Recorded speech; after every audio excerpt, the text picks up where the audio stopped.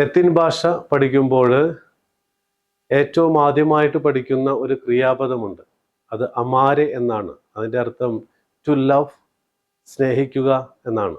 സ്നേഹത്തിൻ്റെ വ്യാകരണത്തിൽ പരാജയപ്പെട്ടു പോയ ഒരു വൈദിക വിദ്യാർത്ഥി പിന്നീട് സ്നേഹത്തിൻ്റെ പ്രഘോഷണം സ്വന്തം ജീവിതം വഴി നടത്തി വിജയിച്ചു എന്നുള്ളതാണ് ഈ വിശുദ്ധൻ്റെ ഏറ്റവും വലിയ പ്രത്യേകത.